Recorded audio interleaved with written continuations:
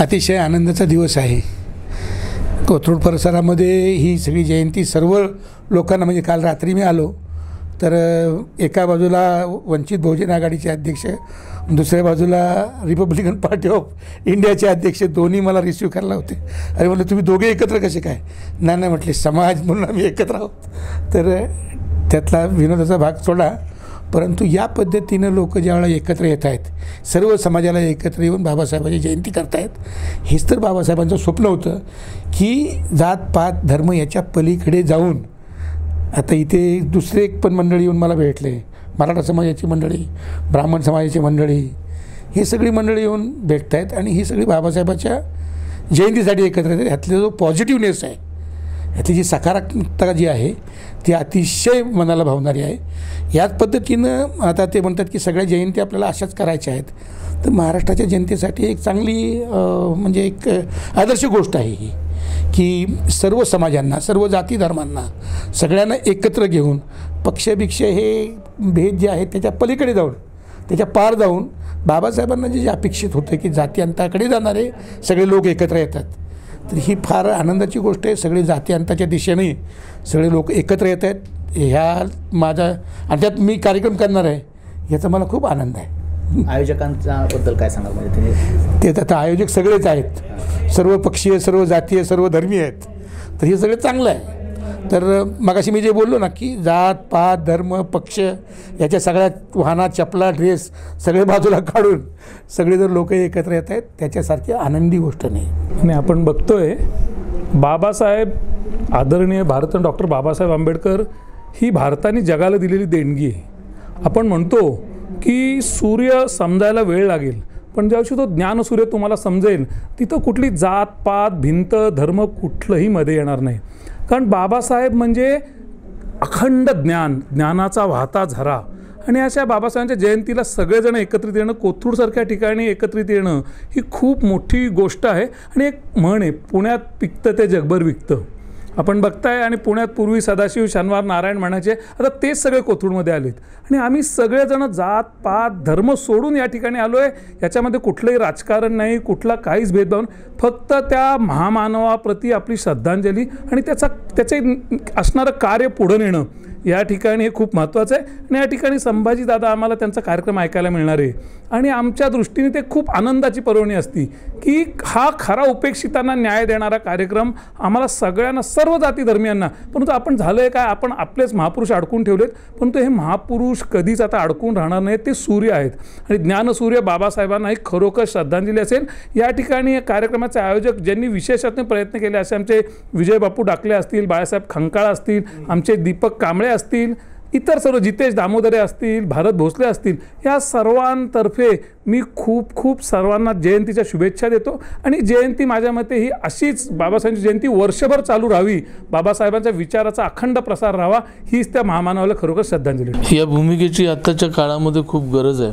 आणि मला असं वाटतं की बाबासाहेबांनी जे शिकवलेलं आहे, आपल्याला सांगितलेलं आहे की शिक्षण हे सगळ्यात महत्त्वाचं आहे आणि आपली संघटना ही सगळ्यात महत्त्वाची आहे. आणि त्या संघटनेमध्ये जो विचार सामान्य माणसापर्यंत पर्कोलेट होत जातो, विरत जातो, झिरपत जातो, तो फार महत्त्वाचा आहे. आणि अशा कार्यक्रमांनी तो आणखीन लांबपर्यंत आणि खूप लोकांपर्यंत पोहोचतो असं वाटतं. म्हणून मला हा कार्यक्रम आणि असे कार्यक्रम महत्त्वाचे वाटतात. पुरस्काराबद्दल एक थोडक्यामध्ये, ज्यांनी समाजासाठी फार मनापासून काम केलेलं आहे, पॅशनेटली काम केलेलं आहे, आणि समाज पुढं जायला पाहिजे याचा हा विचार मांडलेला आहे, या सगळ्यांसाठीचे हे सगळे बाबासाहेब आंबेडकर रत्न पुरस्कार आणि समाजभूषण पुरस्कार हे महत्त्वाचे पुरस्कार आहेत असं मला वाटतं. जय भीम, जय शिवराय, जय लवजी. आज कोथरूडच्या यशवंतराव चव्हाण नाट्यगृहामध्ये डॉक्टर बाबासाहेब आंबेडकर यांच्या 133व्या जयंतीच्या निमित्तानं भीम महोत्सवाचं आयोजन केलं गेलेलं आहे.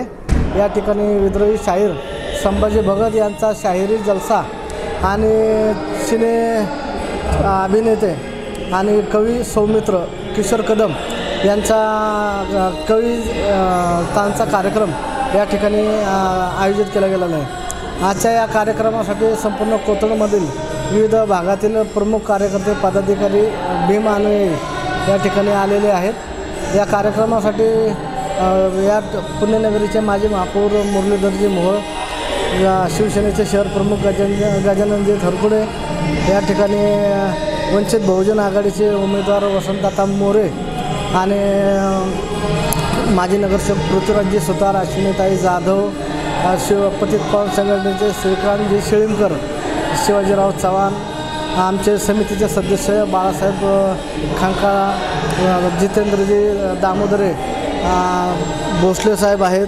या ठिकाणी कारंजकर, दीपक कांबळे, अमोल जगताप, नामदेव ओव्हाळ या सर्व प्रमुख मंडळी सह कोथरूडमधील असंख्य नागरिकांनी या कार्यक्रमाला उपस्थिती लावलेली आहे.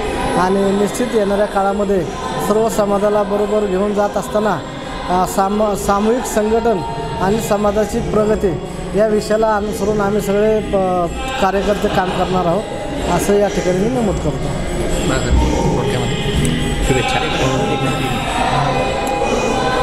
कोथरूड भीमोत्सव कमिटी तर्फे आलेल्या सर्व कार्यकर्ते त्यांना त्यांचे एकतर आभार मानतो. आणि हे आमचं प्रथम वर्ष आहे.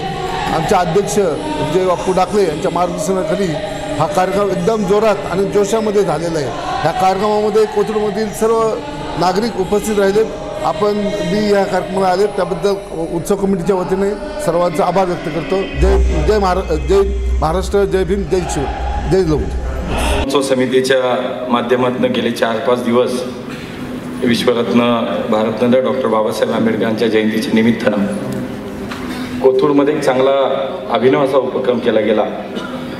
माझे मित्र बापू डाकले आणि त्यांच्या सर्व सहकार्यांचं अभिनंदन केलं पाहिजे की सर्व विचारांच्या, जातीच्या, धर्माच्या सर्व लोकांना एकत्रित करत या महोत्सवाचं त्यांनी नियोजन केलं. एक संकल्पना त्यांच्या मनामध्ये आली आणि त्याचं मूर्त स्वरूप आपण पाहिलं की गेले जवळपास 5-6 दिवस आज कोथरूडमध्ये या महोत्सवाच्या माध्यमातून अनेक विविध प्रकारचे उपक्रम, कार्यक्रम या ठिकाणी होत आहेत. त्यातलाच आजचा एक कार्यक्रम म्हणजे समाजातल्या वेगवेगळ्या क्षेत्रात काम केलेले अनेक संस्था आणि व्यक्तींचा सन्मान या ठिकाणी होतोय. आणि हा पुरस्कार समारंभ या ठिकाणी साजरा होत असताना व्यासपीठावरती अनेक मान्यवर उपस्थित आहेत आणि त्यामध्ये या सगळ्या मान्यवरांची मी नावं मला असं वाटतं की वेळेच्या वेळी आमचे सौमित्रजी आहेत, मान्य विधुभाई शाहीर संभाजी भगतजी या ठिकाणी आहेत. सौमित्र म्हणतो सगळ्यांना सौमित्र जास्त माहिती आहेत किशोर कदमपेक्षा. ज्या पद्धतीनं तुमचा एक समाजावरती पगडा आहे, एक अत्यंत प्रतिभावंत कवी, कलाकार म्हणून तुम्हाला आम्ही पाहिलंय.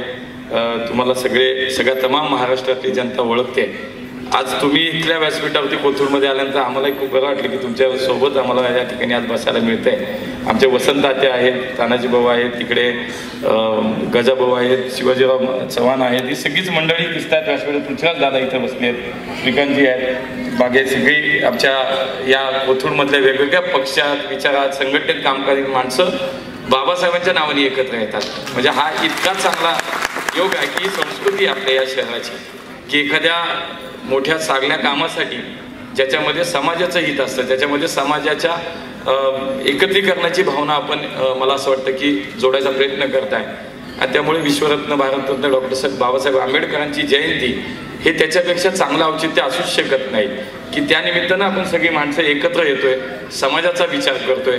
मला वाटतं बापू पहिलं वर्ष आपलं या महोत्सवाचं आहे, पण मी तुम्हाला सांगतो की या पद्धतीनं आपण जर काम करत राहिलो, शेवटी राजकारणाच्या ठिकाणी असतं, निवडणुका एका दिवसाचा विषय असतो, परंतु समाजातल्या मला असं वाटतं की सगळ्यांनी आपण हा विचार केला पाहिजे की शेवटी आपण समाजाचं काहीतरी देणं लागतो, समाजाप्रती काहीतरी कर्तव्याची भावना आपल्या प्रत्येकाच्या मनात असते.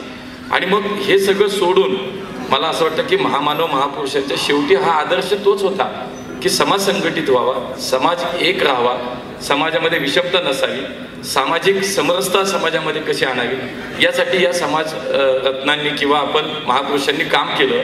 आपल्यासमोर तो आदर्श त्यांनी ठेवला आणि म्हणून आपण सगळे त्या पाऊल टाकूया. आणि या महापुरुषांची शेवटी जयंती पुण्यतिथीला हेच केलं पाहिजे की त्यांना अपेक्षित असलेली समाज रचना, समाज व्यवस्था, त्यांनी घालून दिलेले आदर्श, त्यांचे संस्कार, याच्यावरती आपण मार्गक्रमण केलं पाहिजे, याच्यावरती आपण चाललं पाहिजे. आणि पुढच्या पिढीला हे दाखवून दिलं पाहिजे की जे आमच्या महापुरुषांनी आम्हाला विचार दिले, ते संस्कार दिले, आम्ही तर करतोय, आम्ही तर चालतोय, पण पुढच्या पिढीने सुद्धा याचा विचार केला पाहिजे. या महापुरुषांचे विचार, या महापुरुषांची जी काही घालून दिली समाजाची तत्वमूल्य ही त्यांच्यामध्ये पोहोचवण्यासाठी मला असं वाटतं अशा उपक्रमांचा खूप मोठा समाजाला फायदा होतो, उपयोग होतो. त्यामुळे अधिक बोलणार नाही. खूप मान्यवर आज आपल्या या कार्यक्रमाला आलेले आहेत, मोठी मोठी माणसं आहेत. त्यामुळे बापू तुमचं आणि तुमच्या सगळ्या टीमचं मनापासून अभिनंदन करतो की कोथरूड सारख्या या उपनगरामध्ये अनेक संस्कृती आपण जपल्या, राजकीय भिंतीच्या विचारांच्या पलीकडे. त्यातला हा एक वेगळा प्रयोग मला असं वाटतं तुम्ही करताय. त्यामुळे आम्ही सगळे तुमच्या सोबत आहोत. हे काम पुढच्या काळामध्ये अधिक वाढेल, अधिक चांगल्या पद्धतीने कसं करता येईल यासाठी आपण सगळे विचार करू आणि एकत्र काम करू. एवढंच या निमित्तानं ज्या ज्या व्यक्तींना किंवा संघटनांना किंवा मंडळांना या ठिकाणी सन्मानित केलं, समाजातलं त्यांचं काम हे पाहूनच मला असं वाटतं की या समितीने तुमचा विचार केला. त्यामुळे आपल्या सगळ्यांचं खूप खूप अभिनंदन करतो, आपल्या कार्याला शुभेच्छा देतो आणि या ठिकाणी थांबतो. धन्यवाद. जय हिंद, जय महाराष्ट्र, जय भीम. सर्वांना प्रथम जय शिवराय, जय भीम. आज कोथरूड भीम महोत्सवाच्या वतीनं डॉक्टर बाबासाहेब आंबेडकरांच्या जयंतीपासून सातत्याने कार्यक्रम या कोथरूडमध्ये चालू आहेत आणि मी सुद्धा त्यांच्यामध्ये एक होतो. त्यानंतरनं सातत्याने हा कार्यक्रम चालू आहे. आज या ठिकाणी किशोरदादांच्या उपस्थितीमध्ये हा कार्यक्रम पार पडतोय. मी अगदी लहानपणापासून दादा तुमचे पिक्चर पाहतोय.